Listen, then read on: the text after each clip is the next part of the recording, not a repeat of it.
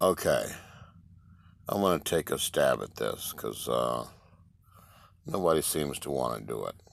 Um,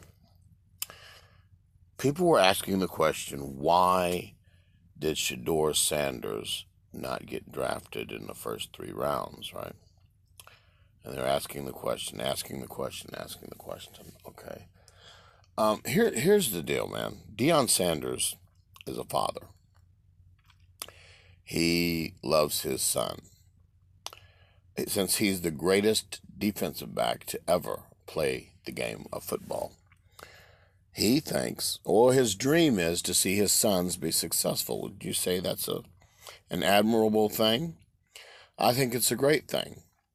The problem is, when he wanted to coach his sons in football, he took his son to a HBCU. So he took him to Jackson State University for his son to play quarterback. He got Tom Brady to coach his son, give him the best mechanics, and tell him all that he knows. Hold on, let me turn this off because while I do this.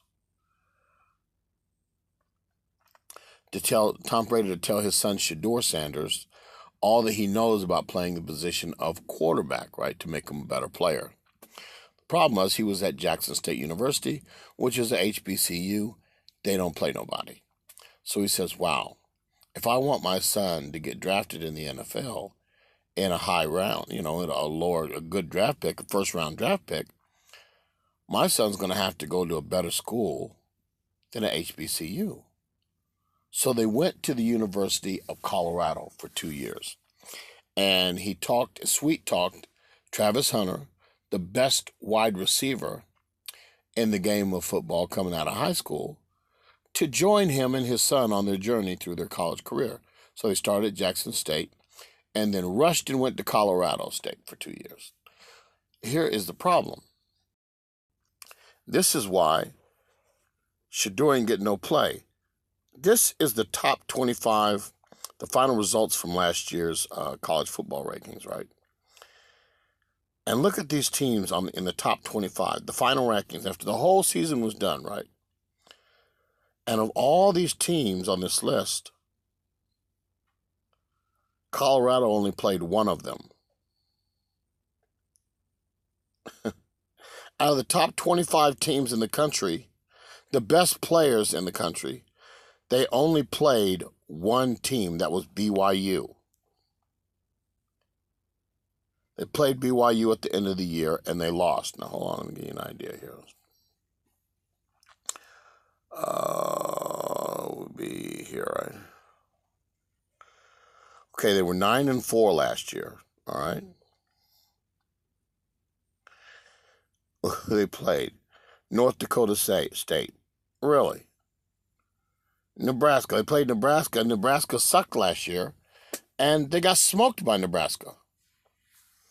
All right, Colorado State, another scrub team. Baylor, another scrub team. University of Central Florida, another scrub team. So they're beating nobodies. So they're saying, okay, well, Shedeur, they're evaluating Shedeur. How good is he? How good is he? Well, they didn't play any competition in the college football game. Kansas State, they lost to Kansas State, a scrub team. Unbelievable. Beat Arizona, Cincinnati, all these scrub teams. These are all scrub teams. Nobody. Texas Tech, scrub teams. Utah. Then they lost to Kansas when it was most important to win their division. They lost to in the most important game of the year. They lost. I just think about it. The most important game of the year they lost, but they won enough games to play BYU, and they played them in the Alamo Bowl, and they lost to BYU. Now, I'm going to say it one more time. Let's look again one more time at the college football rankings, right? Hold on. I believe it was this one, right? The final rankings from last year, right? They didn't play none of these teams last year. None in the top 25. They only played BYU the last game of the year. Look at all these teams. They played nobody in the top 25 last year. BYU is the only one they played at the end of the year. All these other teams, they didn't play. They didn't play none of them. So really, he's a scrub player. Now, hold on a minute here. Let's keep it 100 here. Because people are talking about next year, right? This is this next year's schedule. This is, all right, this is this year's schedule, right? Deion's son's going on to be, they're going to be in the NFL some kind of way, right? But this year, Deion is going to be coaching without his son in Colorado State. Look who they're playing. Georgia Tech, Delaware, Houston, Wyoming, BYU. They get BYU in the regular season this year. TCU, Iowa State University. Now look, some of these teams are ranked. Are going to be ranked. BYU, TCU, Iowa State University, Arizona, Wyoming. Arizona State University will probably be ranked. Kansas State University beat them last year. Deion is liable to only win 6 games next year or this year. He's liable to only win 6 games. Now, I don't know who he's going to blame for losing only 6 games when he plays none of the really major teams. Let me get an idea. People want to know, right? They say, okay, you're evaluating players. Why is it during the NFL draft so many players get drafted from teams like Georgia? All you hear is Georgia this, Georgia that, this lineman Georgia, this lineman Georgia. Why do people get drafted out of the state for the Georgia State University? Why? I'll tell you why. Because this is Georgia's schedule last year. This is their schedule. Look who they played. Now, does it have their... Okay, this is who they played. Clemson, Tennessee Tech, Kentucky, Alabama, Auburn. Just look at the teams they played. Mississippi State, Texas, Florida. And look at the rankings next to these teams and stuff. So you want to know why the Georgia players are ranked, have a higher score than the Colorado players? Because Colorado don't play nobody, right? Georgia plays ranked teams all year long. Hold on, let's see. Clemson, Alabama, Kentucky, Auburn, Texas Tech, Mississippi State, Texas, Florida, Ole Miss, Tennessee, and of course Massachusetts, Georgia Tech, Texas, and Notre Dame. Daggum, bro. They played all the they played the big major teams here, right? So they're going to be ranked higher. Or the players are going to be ranked higher because the players on the Georgia Bulldogs team played against the best players in the entire NCAA football league. Does that make sense? If you don't understand that, then you're not really thinking about it clearly. If your players on your team are playing the best players throughout the country all year, then they're going to be looked at as they're going to be better players. Obviously, they're going to be better players or 5-star players. They're going to be major players, right? So this is what we're talking about here. So I just want to say, in case anybody Deion is going to be a bust this year. Colorado's liable to lose 6 games, maybe more, because Deion is liable to quit coaching during the year, come up with some mysterious injury. Just look out for the mysterious injury where he gets injured and all of a sudden has to walk away from the team in shame because he's losing every game. Now look, what happened? He doesn't have the best wide receiver in the country this year. He doesn't have Travis Hunter. So just look for him to be a bust this year. So that's why shedeur is not getting picked, and it's really not difficult to figure out. And, just to be honest about it, Colorado don't play nobody. They didn't play nobody last year. They didn't play nobody this year. The teams that they beat last year were all scrubs. These are all scrubs. Nebraska used to be good. They were horrible last year. These teams were all scrubs, man. The only team that was really ranked that they beat was BYU at the end of the year, and they lost to BYU in the Alamo Bowl. So there you go. So let's keep it 100. And I know it broke everybody's heart that they lost the game because they really thought, they could compete. And then they got in there with BYU, and BYU just smoked them. Well, if you scored twice as many points as your opponent, that means you got smoked. Does that make sense? I think it makes sense. If the opponent scored twice as many points as you, it wasn't close. It wasn't close. So anyway, those are my thoughts for the moment. Just talking about this shedeur Sanders, why he's not getting drafted yet, or maybe by now he got drafted. I don't know. Let me see. Hold on. Let's see here. The draft. Let's go to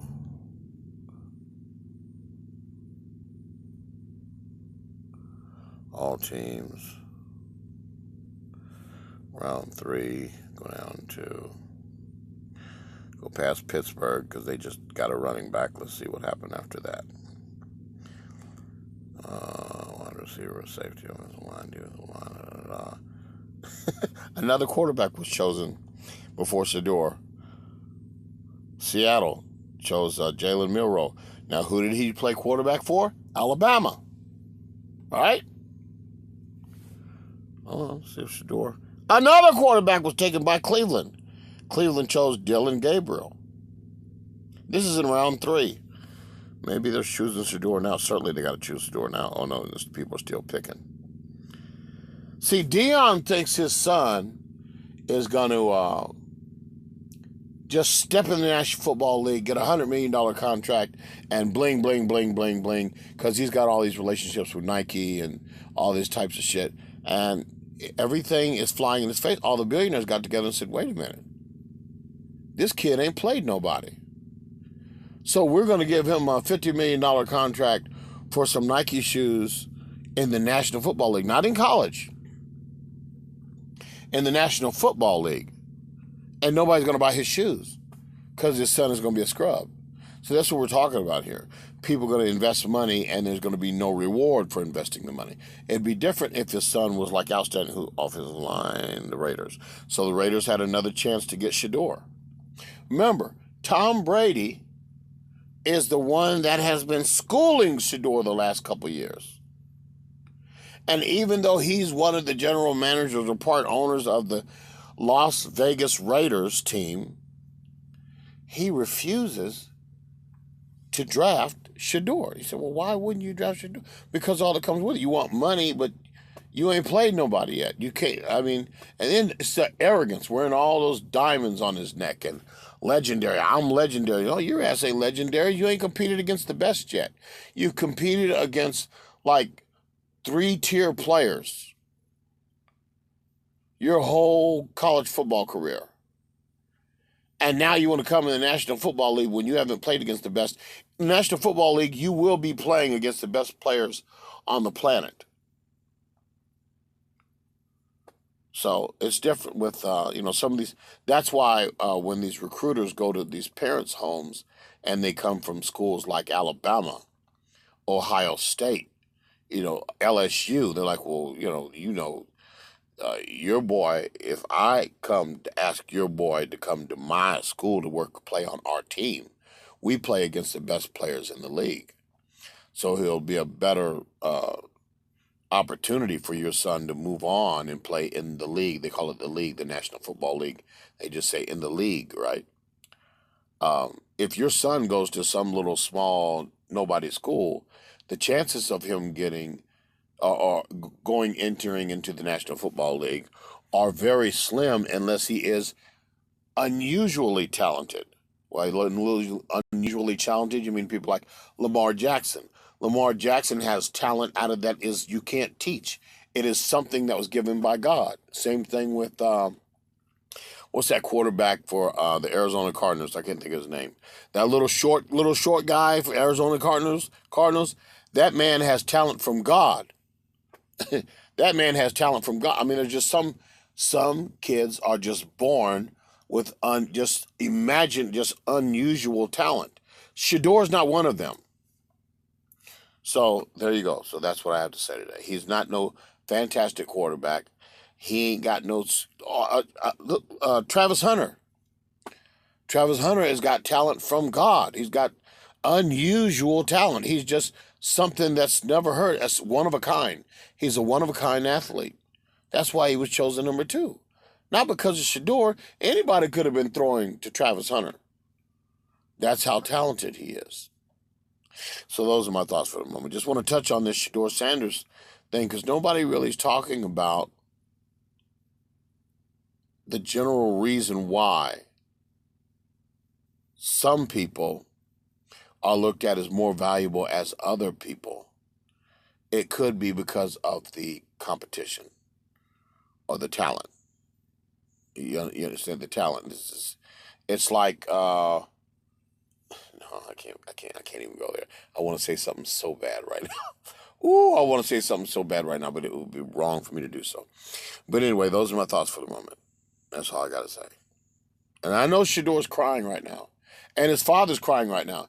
His father, Dion, thought he could just invite all of the executives and probably get a contract for the logo on the helmet or a logo on a pants leg or the logo on some shoes or a logo on whatever. It could be the gloves or the towels. He's just trying to make his son a superstar with side contracts outside of the National Football League. And them billionaires are saying, we understand you're trying to change the NFL now. Now, you only were able to have an impact on the NCAA College Football League because they came with the NIL money, where the players could now get paid. So you found all kinds of creative ways for the college players to get that side money. Well, now you're graduating into the big leagues. This is the NFL. And the teams need to make way more money than the players because they have to pay the players way more money. You're not paying a player, $500,000 or $300,000 like in college. No, you're paying the players, $1 million, or you're paying them $50 million or $25 million. It's a whole different ballgame. So the teams have to make more money because they have to dish out more money. Does that make sense? If it doesn't make sense, you're not really thinking about it. Oh, the Raiders picked twice, and they didn't get no quarterback. Didn't that say something? The Raiders traded back down again, up again, and picked twice, and didn't pick an extra quarterback. Just think about that. Just think about that. So let's see, who's next? San Francisco, Philadelphia. Nobody trades down. It's getting ready to be round 4. It's at the top of round 4. Do we start all over? Hold on here. Shedeur might mess around and get undrafted, man. He's pissing everybody off. I saw something. Go watch that video by Well Off Media that says Shedeur Sanders responds to him not being drafted in the first round.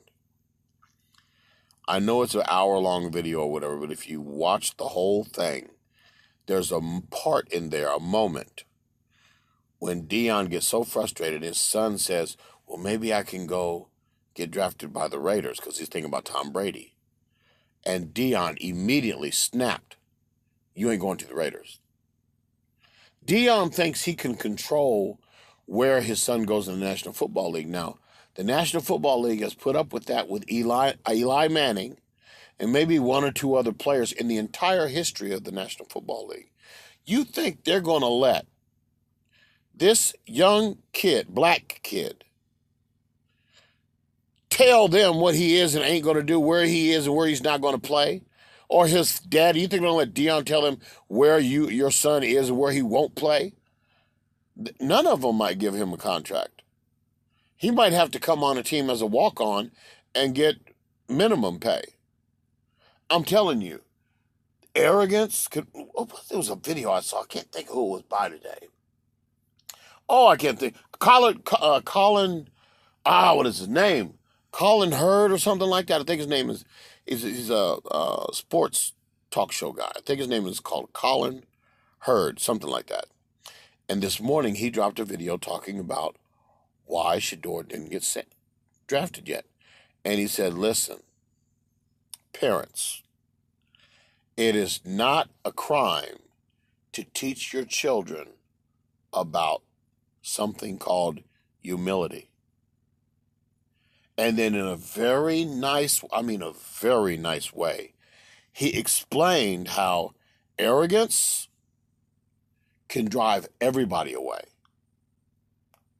You think you're just going to come over and just take over my team, take over all the contracts, the you think you're just going to impact my financial world and disrupt my organization, and then be asking people asking questions about, well, maybe Deion's going to come here and be the next coach. All the things that come with shedeur showing up. You know what? They might just say, we're not interested. Nobody's ever done that, and we're not going to allow it to happen now. What you've done in college, we're not going to let that happen here. And not only that, they had, hold on. Somebody had asked the question. They said that some of the league owners that were inquiring about shedeur's like behavior, like when you're going to get drafted in the first round, they contact your grade school coaches, your grade school teachers, your grade school friends if they can find them, your college friends, your college coaches, anybody they could talk to about you as a person, right? What they said was, when it come to shedeur, they weren't certain that they were getting the true information regarding him as an individual. And they stopped right there. They didn't say any more. They didn't have to say any more, because if his father has coached him since like grade school, right? Deion Sanders has been coaching his sons in grade school or high school, something like that, right? Well, then everybody that was under him, he employed all those coaches. And those coaches may not feel, they may feel obligated to lie about shedeur Sanders as a person and what it's like to have him on a team when his father is involved on the sidelines. This is a big deal. And if you don't believe me, I guarantee you. Hold on, let me find this. I'll find it. Hold on a second here. Hold on, let me see if anybody moved up right quick.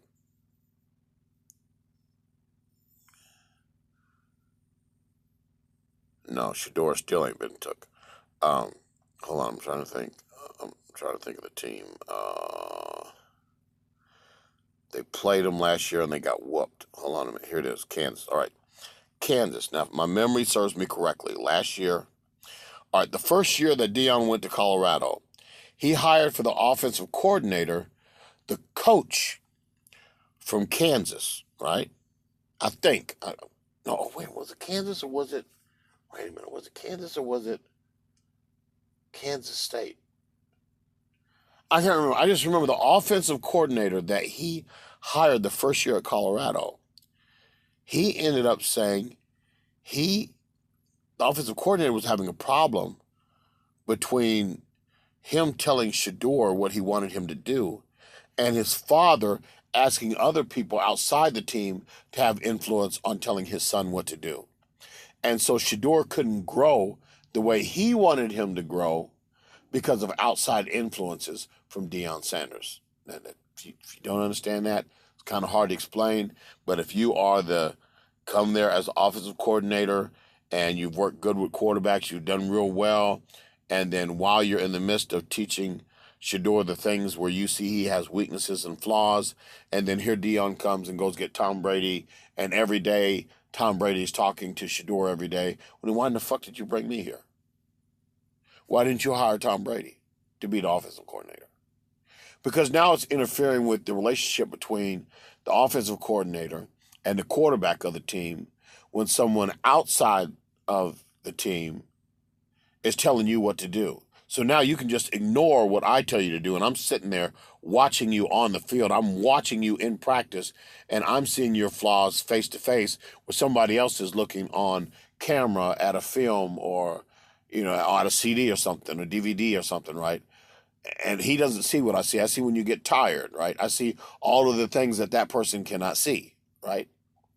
I see when you look frustrated. He can't see that on tape. I can see that because I'm looking at you as a person. I see your breathing, your aura, I see everything about you. So it is, anyway, I know what I'm saying. So what I'm saying is, if they interviewed that guy, because He left. He didn't come back this past year. This past year, Dion fired him or let him go, however the way that he went somewhere else, right? So the second year at Colorado, he was not the offensive coordinator. I am certain that whoever does the drafting for these teams has interviewed that man because they know he left there because there was a conflict between him trying to coach Dion's son and make him a better quarterback and Dion getting other outside people to have influence. And it was interfering with what he wanted him to do. Does that make sense? Because if you wanted for Tom Brady's philosophy to rule in your locker room and on the field and in practice and during the games, well, then you should have hired fucking Tom Brady. I mean, that's the way I look at it. You should have hired Tom Brady. Don't hire me, and then now I can't tell. Now your son doesn't respect me because he got a Hall of Famer every single night. Shedeur said every night after every game, he had a conversation with Tom Brady. Well, damn. Every night you had a conversation with Tom Brady about the game and everything like that. Well, goddamn, that's before the goddamn your offensive coordinator could sit down and go through your. This is insane. So I see how Dion's wanting to be in control so much or have so much influence, like he knows better than everybody. Then Dion needs his own team because Jerry Jones is not going to put up with that. I'm surprised Jerry Jones didn't draft Shedeur and put Dion in check. But apparently, because of the influence of like corporations and stuff and this side money and the different things that Dion can bring so much pressure on Jerry Jones just decided it's not worth it to put Shedeur on the team. It's not worth it to have Deion Sanders talking to people in the corporate world about contracts and shit. Maybe, Jerry Jones doesn't want to put up with that. Because if he really felt comfortable, he would have traded Dak. Well, no, that's right. Dak Prescott has a no trade clause. But he still would have found a way to put Shedeur on the team and then, tried to find a way to entice Dak Prescott to go to a better situation. Like the Giants. Because if I was Jerry Jones and you really felt comfortable, Dak Prescott has a no trade clause in his contract. However, if you would have told Dak Prescott, hey, what if I told you I could trade you to a better market like the New York Giants? Dak Prescott might have walked, especially if they didn't change his contract, and he could just transfer his contract to the New York Giants organization. He might have took that deal on a trade, and then Shedeur would have been, then the Giants would have even got another first-round draft pick. Hell yeah, they would have got a first-round draft pick for Dak Prescott. And a second-round draft pick. So they would have got Shedeur and anything else they wanted. Anyway, I'm just talking because I'm just saying, this all they're going to be talking about tonight, tomorrow, and then all the time is Shedeur slipped all the way down. Hold on, let's see, is the third round over yet?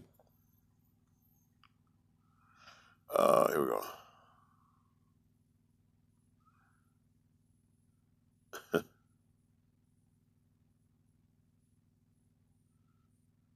We up there, the fourth round. Hold on. This is saying something. We're in the fourth round now, top of the fourth round. Jacksonville's not even bringing him on to be a backup for, forgot his name, that quarterback in Jacksonville. Because Travis Hunter's in Jacksonville, they don't want the headache. Just imagine that. Jacksonville's had about 4 different opportunities. No, 3. They've had 3 opportunities to draft Shedeur because they already got Travis Hunter. Now, if you'd have said at the end of last year, before the draft, what if Jacksonville Jaguars could draft both Shedeur and Travis Hunter? The internet would have broke. I mean, that would have been so unusual. It would have been unbelievable. But now Jacksonville Jaguars have had the opportunity to do so 3 times and chose not to do it. I just think about that. Do they really need the quarterback they got that bad? I mean, I'm just saying, nobody wants the headache. Anyway, those are my thoughts for the moment. Peace.